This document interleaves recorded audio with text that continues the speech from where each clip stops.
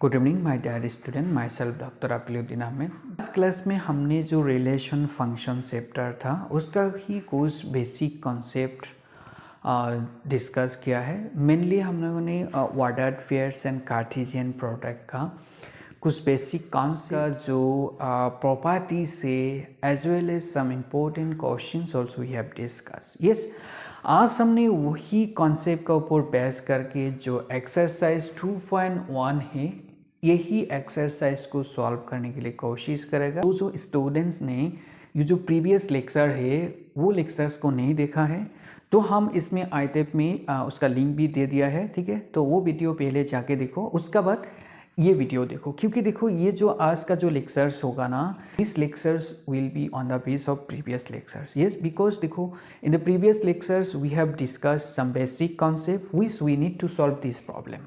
Okay, so first जाके वो video और वो कॉन्सेप्ट को थोड़ा अच्छा से देखो और उसके बाद ये लेक्चर देखने से और ये जो क्वेश्चंस दिया है ना, ये क्वेश्चंस तब बहुत ही इजी हो जाएगा। क्वेश्चन नंबर 4 देखो, क्वेश्चन नंबर 4 में क्या दिया है, state whether each of the following statement are true or false. If the statement is false, rewrite the given statement correctly. देखो इसमें कुछ स्टेटमेंट दिया है, 2-3 स्टेटमेंट्स दिया है और देखो पूरा का पूरा स्टेटमेंट क्या दिया है, कार्टेशियन प्रोडक्ट का रिलेटेड है, ठीक है, कार्टेशियन प्रोडक्ट का रिलेटेड है।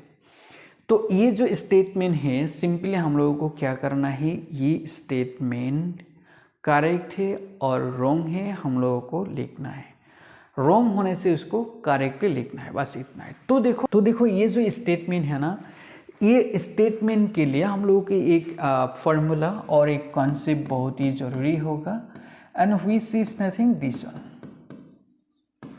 ये कार्टेशियन प्रोडक्ट P का number of element is equal to the product of the number of elements in A and the number of elements in B, ठीक है। ये जो रिलेशन है ना, ये रिलेशंस को हम लोगों को चाहिए।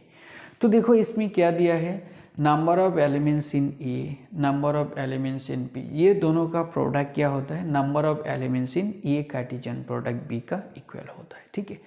तो इसको याद रखो। तो देखो इसमें फर्स्ट क्या दिया है, ये जो फर्स्ट से स्टेटमेंट दिया है ये क्या दिया है, देखो if P equal to M को मान, तो देखो P में कितना एलिमेंट्स है, 2 एलिमेंट्स है, ठीक है। एक नंबर के लिए देखो P कितना दिया है, M, N, N Q एक सेट दिया है जिसका अंदर में क्या है, N, N है, दे दिया। अभी उन लोगों ने बोला है P Cartesian product is equal to this one.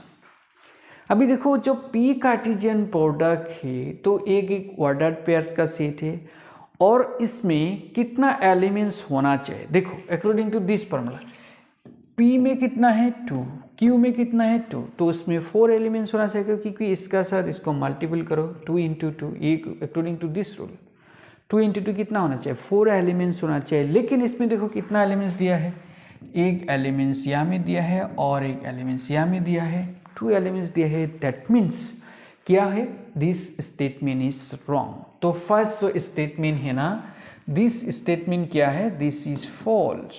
ये जो फर्स्ट वाला है ना, दिस इज फॉल्स। जो फॉल्स होगा तो इसको रीराइट करने के लिए बोला है। तो देखो सीधा इसका P कार्टेशियन प्रोडक्ट Q क्या होगा, इसको लिखो। देखो P कार्टेशियन प्रोडक्ट Q के लिए हम लोग क्या करेगा, फर्स्ट एलिमेंट का जो फर्स्ट सेट का जो फर्स्ट एलिमेंट हो इसको ले लो और उसका साथ ये जो सेकंड एलिमेंट का सेकंड सेट का जो एलिमेंट्स है ना उसको एक एक करके ले लो और ऑर्डर्ड पेयर करके लिखो। जैसे है M को ले लिया और M का साथ क्या लेना है, N ले लो, तो एक ऑर्डर्ड पेयर मिल जाएगा। सिमिलरली M का साथ क्या लेना है, M लेना है, तो M का साथ ये M को भी ले लो, तो हो गया। तो देखो फर्स्ट एलिमेंट का साथ सेकेंड सेट का जितना एलिमेंट है पूरा को ले लिया। अभी सिमिलरली ये जो सेकेंड एलिमेंट है ना इसको भी ले लो। दैट मीन्स क्या है, N का साथ N ले लो, N का साथ M को भी लेना है, N का साथ M ले लिया, बस। So this is the correct statement. Yes, इसमें P दिस वन होने से, Q दिस वन होने से, तो P कार्टेशियन प्रोडक्ट ये सेट होगा। लेकिन उन लोगों ने सिंपली 2 एलिमेंट्स को दे दिया था, ठीक है। सो देखो ये जो कार्टेशियन प्रोडक्ट का जो ये जो कॉन्सेप्ट है ना, ये कॉन्सेप्ट ऑलरेडी हमने प्रीवियस लेक्चर में ऑलरेडी हम डिस्कस किया है, ठीक है। इसका जितना बेसिक कॉन्सेप्ट है पूरा का पूरा कॉन्सेप्ट हम प्रीवियस लेक्चर्स में हमने डिस्कस किया है, ठीक है। तो तुम लोगों ने वो वीडियो नहीं देखने से पहले जाके वो वीडियो देखो, तो क्या होगा, ये सब क्वेश्चन बहुत ही ईजी होगा, एकदम पानी पानी हो जाएगा, ठीक है। तो देखो ये जो अभी सेकेंड क्वेश्चन है ना, सेकेंड क्वेश्चन को देखो क्या लिखा है।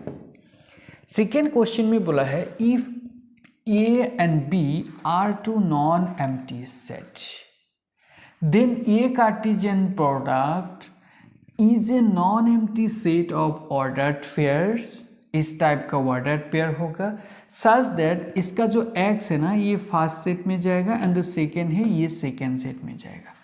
तो this is obviously this is true, because देखो ये क्या है, ए कार्टेशियन प्रोडक्ट बी का जो डेफिनेशन है ना वही से आया है, ठीक है।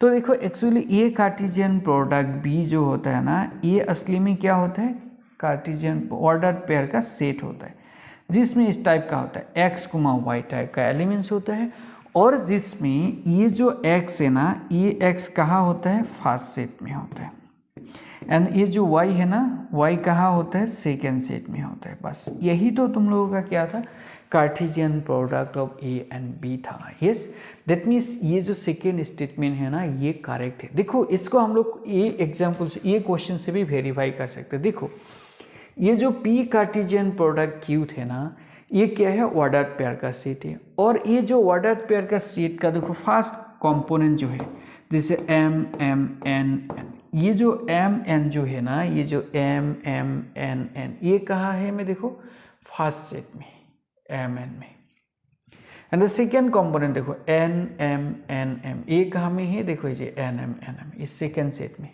दैट मीन्स ये Cartesian product of any two sets क्या हो जाता है, एक सेट होता है ऑफ ऑर्डर्ड पेयर का, और जो ऑर्डर्ड पेयर्स का फर्स्ट कंपोनेंट फर्स्ट सेट में होता है, सेकेंड कंपोनेंट सेकेंड सेट में होता है, वही को तो ये सेकेंड स्टेटमेंट में दे दिया। That means this statement is क्या है, ट्रू है। दैट मीन्स ये जो सेकेंड वाला है ना दिस इज ट्रू।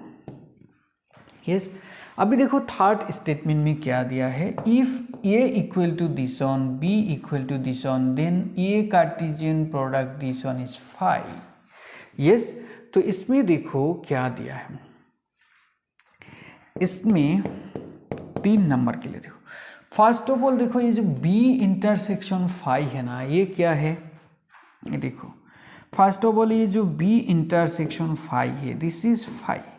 यस, क्योंकि 5 is our empty set, empty set का साथ कोई भी सेट को इंटरसेक्ट करो वो क्या होता है, 5 होता है। ए का साथ B कार्टेशियन प्रोडक्ट ले लो, सो दिस इज नथिंग, ये Cartesian product what is B intersection 5, this is 5।